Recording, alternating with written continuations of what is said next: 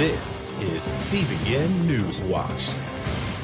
Thank you so much for joining us. I'm Ephraim Graham. Lots to get to today. We're going to begin in this half hour in the Middle East. Israel and the United States are condemning the International Criminal Court's accusations that Israel is conducting war crimes. Meanwhile, the Israeli Defense Force says it has evacuated more than 950,000 civilians in Rafah. CBN Middle East correspondent Julie Stahl brings us the story from Jerusalem. Prime Minister Benjamin Netanyahu called the decision a moral outrage of historic proportions that would cast an everlasting mark of shame on the international court. Israel is waging a just war against Hamas, a genocidal terrorist organization that perpetrated the worst attack on the Jewish people since the Holocaust. Hamas massacred 1,200 Jews, raped Jewish women, burned Jewish babies, took hundreds hostage. Netanyahu's response came after the ICC's chief prosecutor said Monday he's seeking arrest warrants for Netanyahu and Defense Minister Yoav Gallant, as well as 3 Hamas leaders, including Yahya Sinwar, for war crimes and crimes against humanity in connection with the current war. Israel's Knesset also swiftly opposed the ICC's action. Despite their political differences, a huge majority, 106 out of 120 Knesset members, signed a statement condemning the ICC's accusations. The statement says, in part, the scandalous comparison by the Hague prosecutor between Israel's leaders and the heads of terror organizations is an unerasable historic crime and a clear expression of anti-Semitism. Israeli President Isaac Herzog said the decision only emboldens terrorists around the world. We will not forget who started this war, who raped, butchered, burnt, brutalized, and kidnapped innocent civilians and families. We will not forget our hostages, whose safe return should be the main concern of the international community. President Biden also opposed the allegations against Israel. Let me be clear. We reject the ICC's application for arrest warrants against Israeli leaders. Whatever these warrants may imply, there is no equivalence between Israel and Hamas. Contrary to allegations against Israel made by the International Court of Justice, what's happening is not genocide. Internationally, France and Belgium backed the ICC's move for arrest warrants, but Italy called it unacceptable and absurd. Netanyahu said the charges against him were meant to take away Israel's right to self-defense, but he made it clear it would not stop the war against Hamas. Now, in the face of these horrors, Mr. Khan creates a twisted and false moral equivalence between the leaders of Israel and the henchmen of Hamas. This is like creating a moral equivalence after September 11th between President Bush and Osama bin Laden, or during World War II between FDR and Hitler. What a travesty of justice. What a disgrace. And while the ICC is accusing Israeli leaders of war crimes, the IDF says it has evacuated about 950,000 civilians in just 2 weeks from Rafah. Around 300,000 to 400,000 civilians remain, mostly in the coastal area. The speedy evacuation took place despite U.S. predictions that it would take about 4 months and high death tolls to get civilians out of the area. Julie Stahl, CBN News, Jerusalem. Our CBN News Chief, Middle East Chief Bureau Chief Chris Mitchell is joining us right now from Jerusalem to continue this coverage. So, Chris, the International Court is accusing Israel of war crimes. What specific crimes are they alleging, and is Israel even a part of the ICC? Well, Ephraim, they're talking about war crimes, crimes against humanity. Specifically, they're accusing Israel of starving civilians, causing great suffering, also a systematic attack against the Palestinian civilian population that is during the war and continuing to this day. And then, on the other hand, they did accuse Yahya Sinwar and other Hamas leaders for what happened on October 7th. No, Israel is not a party to this. It's called the Rome Treaty, and they're not part of it. There's about 123 nations that are members of it. So, for example, if Netanyahu or Yoav Gallant went to the U.S., which is not a party, there'd be no threat of an arrest. However, if they do go to a country that is a signatory to this treaty, there's an obligation on that country to go ahead and issue those arrest warrants and arrest Netanyahu or maybe Yoav Gallant. What has been Netanyahu's response to the accusations accusing Israeli leaders of war crimes? Well, you heard some of that in Julie's report, you know, a false equivalence between Hamas that committed the worst atrocity on the Jewish people since the Holocaust in fighting a war of self-defense. And as in one other comparison he made, besides Osama bin Laden and President Bush, he said it's like comparing FDR and Hitler during World War II. And so this is something they reject entirely. To have 106 members of the Knesset come and agree on anything is pretty significant. It's really, as Netanyahu said, a shame on the court itself. It was actually started after the Holocaust to prevent future genocides, and now Israel finds itself fighting against itself in the dock. Chris, there's a report saying Israel is moving to a Rafah assault plan that is more limited. Can you tell us more on this? Well, as Julie said in her report, it's really going much faster than the U.S. Estimated, and maybe faster than the IDF as well. You know, about 3/4 of the population there in Rafah have been evacuated to a safe zone. And really right now, apparently, and reportedly, the IDF is at the gates of the Rafah refugee camp. And while this is happening, they're also uncovering more tunnels, and specifically along the Egyptian border. That's the Philadelphia corridor, and much of that has been seized. Just over half of that border has been seized. And this is really a lifeline that's cutting off Hamas's supplies and ammunition. On the other hand, Ephraim, it does look like the negotiations are stalled. It's really a bleak outlook for the remaining hostages. It doesn't seem like Yahya Sinwar has any incentive to negotiate right now, because he wants a complete end of the war and a withdrawal of all the IDF forces. Those are non-starters for Israel. Indeed. What can we expect this evening on Jerusalem Dateline? Well, we'll have an update on the ICC, and we have a perspective from Ellie Kohanim. She's an Iranian-American, and she talks about what happened 2 days ago, which has really been overshadowed by the news of the ICC, but talking about the death of Ibrahim Raisi, what that means for the region. We have an interview with Yigal Karmon. He warns the West about the rise of radical Islam. And we have 2 stories about an Iranian filmmaker having murals here in Israel, honoring the brave protesters in Iran, and also music to the underground church in Iran. All right, Chris Mitchell reporting from Jerusalem. Thank you so much for your insight. Stay safe, and know that we back here are praying for you and our team there. I want to remind you at home that you can get the latest from Jerusalem Dateline tonight on the CBN News Channel. Jerusalem Dateline begins at 8 Eastern. You can also watch it on the CBN News app and on YouTube. Coming up, we're going to go one-on-one with former Congresswoman Tulsi Gabbard. We're talking to her about her latest book and see why she could make the short list for President Trump's vice president. Stay with us. You're watching CBN NewsWatch.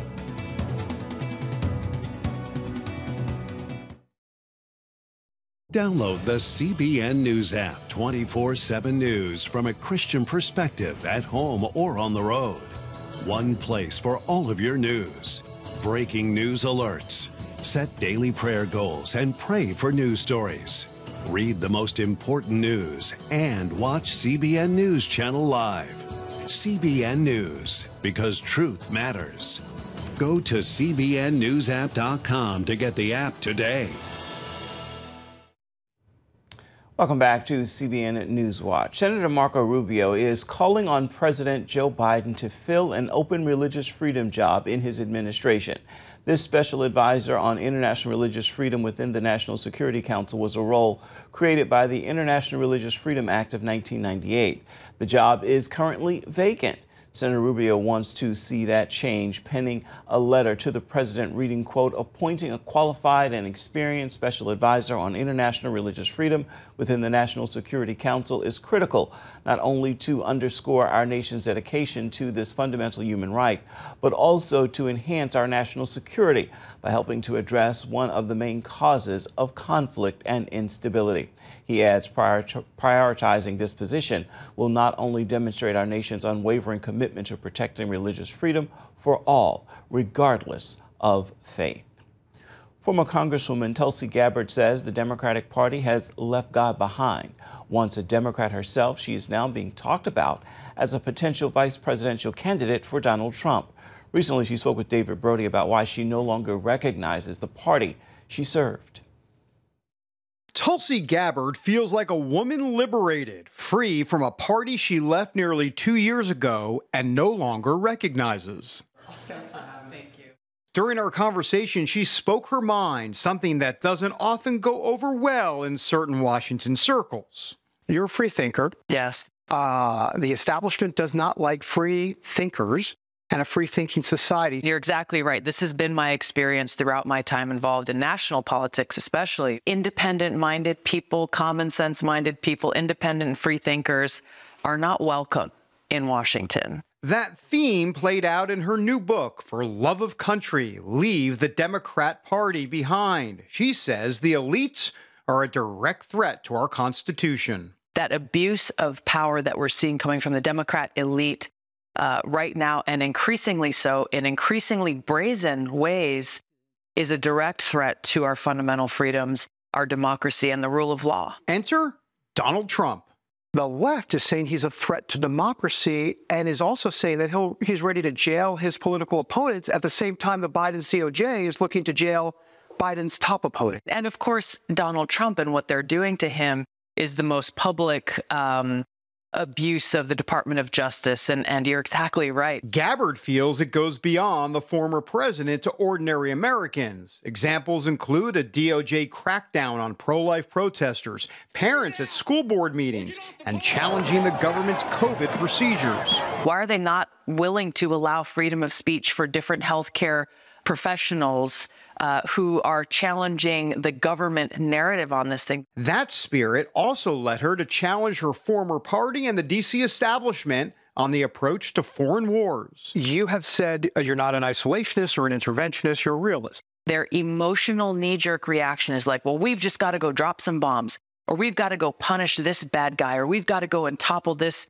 dictator of this country.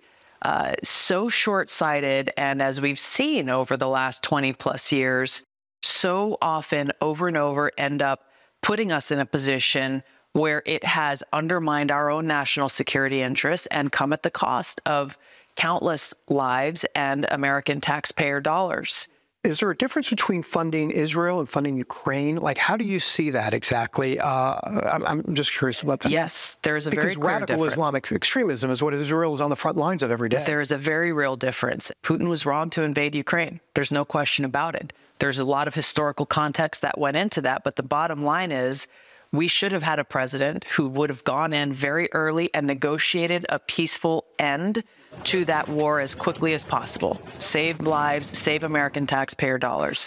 When you look at what's happening in the war between Israel and Hamas, and it is a war between Israel and Hamas, a radical Islamist terrorist group, this is just the latest front of this war that's been waged for a very long time between these radical Islamist terrorist groups that have been waging it militarily and ideologically. This is in our best interests. As she went off the elitist reservation, she quickly encountered resistance. In 2019, Hillary Clinton suggested the Russians were grooming her to run for president. Gabbard says part of the elitist playbook is smearing free thinkers.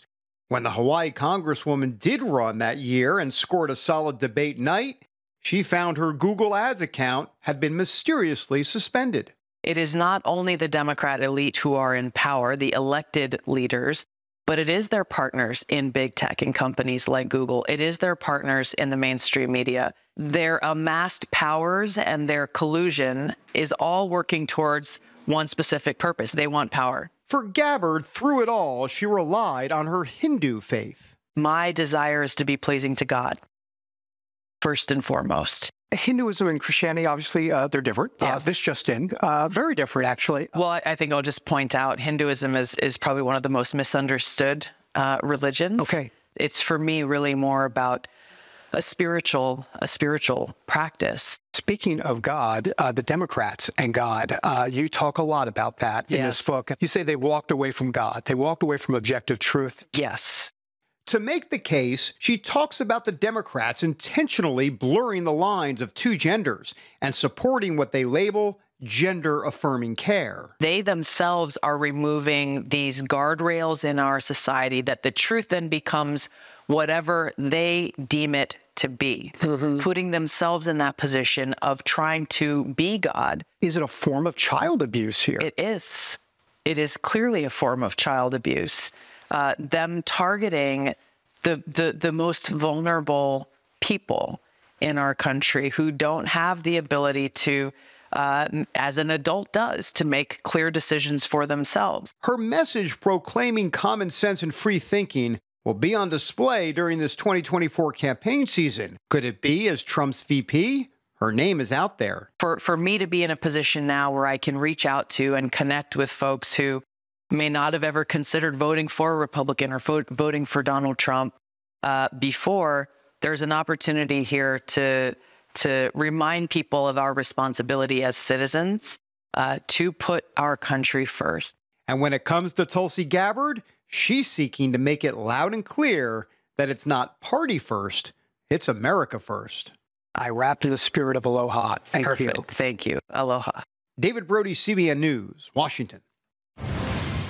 Still ahead, see how one ministry is demonstrating the love of Christ through acts of kindness. Stay with us. You're watching CBN NewsWatch.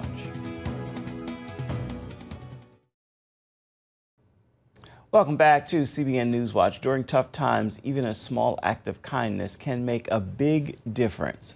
Lori Johnson shows us a sewing ministry that demonstrates the love of Christ to people in need.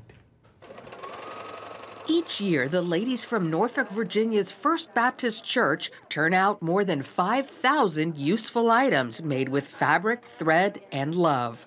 Before I come, I say a prayer that whatever I do today would benefit someone in some way that would touch them. They call their sewing ministry Project Comfort. Debbie Allen runs it. I call these our frou-frou hats. Frou-frou hats. Feel that. The finished products fit into one of 30 categories. Hats, for example, feminine ones for women experiencing hair loss from chemotherapy, and more masculine ones designed for men struggling in a different way. The denim blue, the hunter green, black, charcoal, and all of that, because we run a homeless ministry here. And we provide these to the homeless ministry. Crocheted baby blankets go to crisis pregnancy centers along with these machine-sewn pillowcases, while these tiny items are for hospitals. So these are little vests that we send to the NICUs for the preemie babies. And they're all done with Velcro. So you can very easily open this up, and then you lay the child in there. The ladies make patriotic-themed pieces for veterans in hospice care. These quilts bring them comfort while they're still alive. And then after they pass, the family has either a pillow or they have a quilt, something to say, my child touched this. It was with him to the end. This piece of fabric with lots of pockets fits nicely on a walker. While it helps, you don't need to know how to operate a sewing machine to join this ministry. In fact, if you've never held a needle and thread in your life, there are plenty of people here who can teach. Like Cheryl Lawson, who brings years of experience. What better way to share your God-given talents than to help other people and to be here with all these wonderful ladies? Here, the women take part in an assembly line, cutting, ironing, stuffing, and stitching small multi-purpose pillows for breast cancer patients. They can be used under the arm to protect drainage tubes, cushion the head during infusions, and padding under a shoulder seatbelt. Something they can take with them when they leave the hospital or the doctor's office or chemo. It's just like sharing a part of you. These large embroidered bibs are provided to nursing homes. This has the drapery liner blackout, so it doesn't allow anything that's built on the front to go through. Even with all the materials and resources needed, this ministry is self-funded. We have people constantly donating fabric or machines or, everything that we need to make this place run. And it just happens. God makes it happen. The generous donations also allow Project Comfort to join mission trips to developing countries. There, they pass on donated sewing machines, fabric, and supplies while teaching women how to use them. They can sew for their family, which was most important. Also, they can sew and earn money from what they sewed. So that was something really different to them. So while these women enjoy a common bond working side by side, their true joy comes from showing the love of Christ to people in need. Lori Johnson, CBN News. Stay with us for an encouraging word for your Tuesday. You're watching CBN News Watch. We'll be right back. Get your daily quick start from CBN News. A quick read on the important news of the day delivered right to your inbox. Stay current on breaking news, politics, and entertainment. Go to quickstart.news and subscribe today. Welcome back. I want to take you now to a cafe in the town of Grain Valley, Missouri. It is a place where you can get more than just coffee and cake. It also provides opportunity and hope for people who might struggle to find a job someplace else. The cafe hired workers with Down syndrome and autism, training them to go beyond sorting forks or cleaning tables, but to doing everything that must be done in a day's work in the cafe. The cafe director says it's more than just employment. It's also about fostering a sense of independence and self-worth. Time now for your Tuesday Tweetable. Here's a message I pray will bless you, and I also hope that you will post, tag, and tweet and share this with those in your circles of influence. God is looking for your availability, not your ability. He wants to use you where you are and as you are, flaws and all. Stop waiting to be perfect. Simply be available. With that word, I encourage you to make this a terrific Tuesday and have yourself a wonderful rest of the week. Well, that will do it for this edition of CBN News Watch. You can always find more of our news programs on the CBN News Channel. You can find them there at any time as well as online. That's cbnnews.com. Take a moment. Let us know what you think about the stories you've seen here today. You can email us, newswatch@cbn.com. You can also reach out and touch us on Facebook, Twitter, and Instagram. Hope you'll join us right back here next time. We look forward to seeing you tomorrow. Goodbye and God bless.